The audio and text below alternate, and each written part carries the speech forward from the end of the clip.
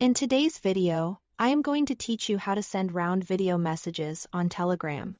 If you've ever wanted to share a quick update, a reaction, or a short hello without typing, round video messages are perfect. They show up as small circular clips right inside your chat and use your phone's camera and microphone, so they feel personable and immediate. Start by opening the Telegram app. Make sure you are signed in and have a stable internet connection so your message sends smoothly.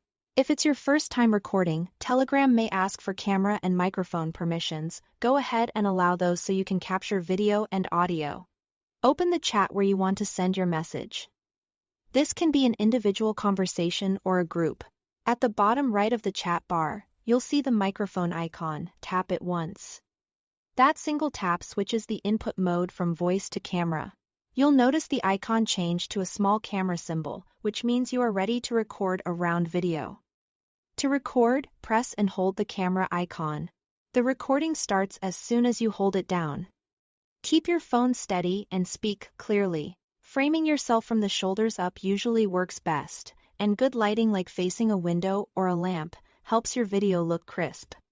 If you prefer hands-free recording, swipe up toward the lock icon while still holding. You'll feel it latch, and now you can let go of the screen and keep talking without holding the button.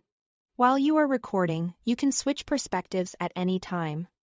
Tap the camera flip icon to toggle between the front and back cameras. This is handy if you want to show your face, then quickly show what you are looking at and switch back again. Move the phone gently when flipping so your video stays smooth. When you are ready to send, you have two simple options. If you are holding the button, just release it and Telegram will immediately send the video to the chat. If you lock the recording, tap the send icon on screen to share it. Made a mistake or changed your mind?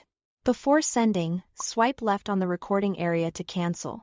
That discards the clip so it won't appear in the conversation and you can try again as many times as you like. That's all there is to it. Thanks for watching.